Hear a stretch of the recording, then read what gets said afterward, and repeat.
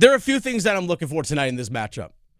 A few things I'm looking for tonight in this matchup between NC State and North Carolina. They're playing despite the bad weather. NC State actually, from my understanding, traveled actually yesterday out to Chapel Hill.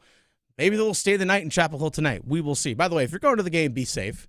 And also have fun watching the game tonight. I'm looking forward to it. So should you. Because it's a rivalry game, and we're invested in college football, but college basketball here in the state of North Carolina so heavily. And this game might come down similar to what it was the first time when they played at the Lenovo Center a few weeks back. Might come down to the final possession.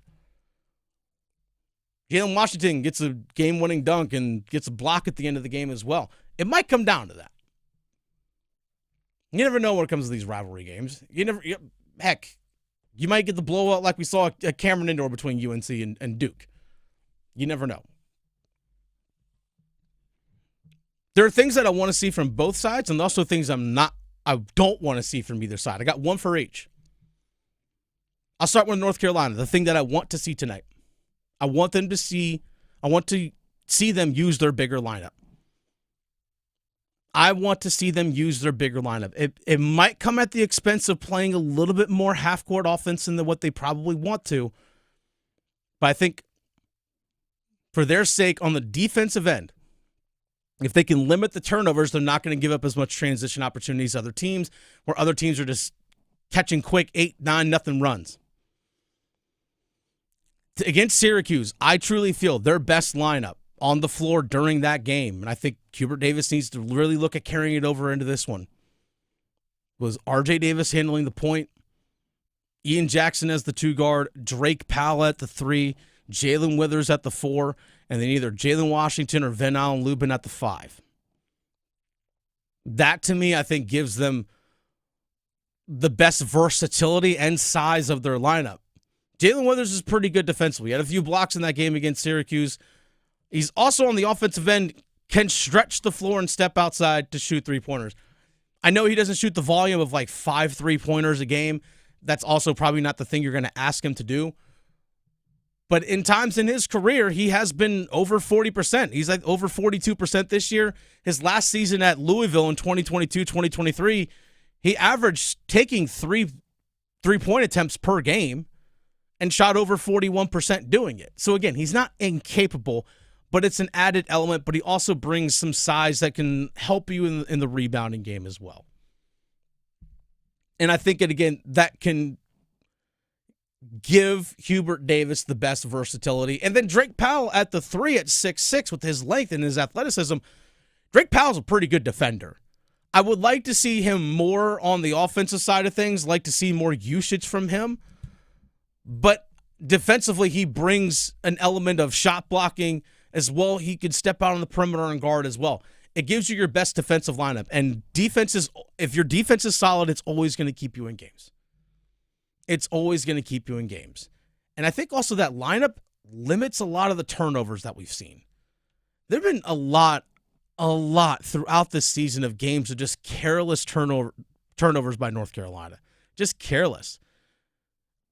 Stepping out of bounds when you catch the ball on the sideline, random blind passes to nobody that go out of bounds or just go to the other team. A lot of just careless, reckless turnovers. And I think that lineup eliminates a lot of that. And maybe the best thing for R.J. Davis is actually putting the ball in his hands. That might be the best thing for your offense. Which also might allow Ian Jackson, who has to be at least one of your top 2 or 3 scorers for that offense to be successful, might be the best thing for Ian Jackson. When Ian Jackson scores double-digit points, it's happened 15 times this season, Carolina's 10-5. When he scored single-digit points, which has happened 10 times this year, they're 4-6. He's missed one game. Carolina's 4-6 in games where he's in single-digit scoring. This team lacks overall a lot of quality scoring. He has to be one of your top 2 or 3 guys. Just has to be. Because when he's not, they struggle. When he's not, they struggle. And he also has good size as well. If I'm NC State, something I want to see from them, from NC State tonight, I really want them to continue to emphasize using their young players. Dennis Parker Jr., who has size and length at 6'6" himself, can step out and guard on the perimeter. If he gets switched on to RJ Davis, I think he can do okay. Not saying he's an elite defender, but I think he can do good enough if he gets switched in that situation. Or if he does have to go down low, if he's guarding Drake Powell or Jalen Withers, he still has a little bit of length to possibly handle that. I know Jalen Withers is a little bit more of a thicker guy, but I still think that's someone that you need to have on the floor because of the versatility that he brings. You sensing a trend here, Graham, this word versatility? But I also think you need to start, again, using the young guys that you have in your lineup. Yes, Dontrez Styles can get streaky shooting from three, but who's been your best perimeter player probably over the last 7 games, probably dating back to when they played Duke on a Monday night at Cameron? It's been Trey Parker. Trey Parker's been their most consistent scorer probably from the outside. And you need to have more of that three-point shooting threat. One thing that Carolina doesn't do well overall, run guys off the three-point line. Other teams shoot well from behind the arc overall against Carolina. They don't run guys off the three-point line very well. Trey Parker's got to be on the floor a lot tonight. 25 minutes for Trey Parker. Doesn't have to start, but he's got to be out there. Things I don't want to see, go with both sides here. From North Carolina, I hope I do not hear at any point in the postgame, your team lose fight? Did your team lose fight? Did your team lose its competitive edge in this game? We've heard that recently. We've heard that quite a bit recently. Now, against Pitt, I was at the game against Pitt when they played at home at the Dean Dome. They won by 1 point. We saw desperation. And we've used the term urgency, and we heard Hubert Davis say, we got to play with a sense of emergency. Okay, how'd you follow it up? You got stomped by Clemson on the road 2 days later with questions about, did your team give up their fight? Did your team lack the competitiveness? If that comes up in question at any point, because, okay, you had the 88-82 win against Syracuse this past Saturday, you can't follow up a win that you needed with a stinker. You can't have that trend. It could be like, hey, we're good for a day. Let's pack it in. UNC cannot afford that. If we have those questions tonight, that's a direct reflection of leadership from top down. From top down. Because North Carolina cannot afford to lose this game, plain and simple. They cannot afford to lose this game, plain and simple.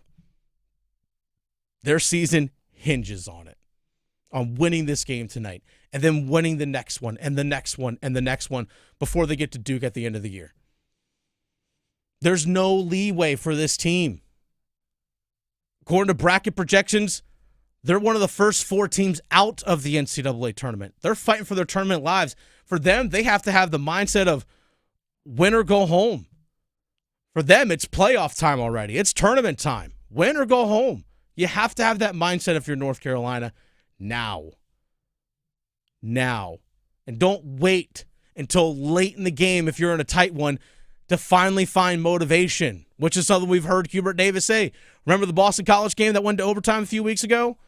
Where they finally got some stops on defense late to tie the game and force overtime? And we heard Hubert Davis say, they found the motivation when they wanted to. They found the motivation when they wanted to. You have to find the motivation before the jump. For NC State's side, one thing you don't want to keep hearing, we got to understand the scouting report. We got to make sure we understand our scouting reports and stick to our scouting reports better. We've heard that a lot this season from NC State. Because to me, that's a reflection of coaching. As someone who coached college lacrosse for 9 years, I've had to put together plenty of scouting reports for players age 18 to 22. Do you understand the scouting report? Make sure that they do. And that they still try and execute it to the best of their abilities. You might be in the right spot and you just miss a shot. Or you might be in the right spot and the other guy on the other team hits one.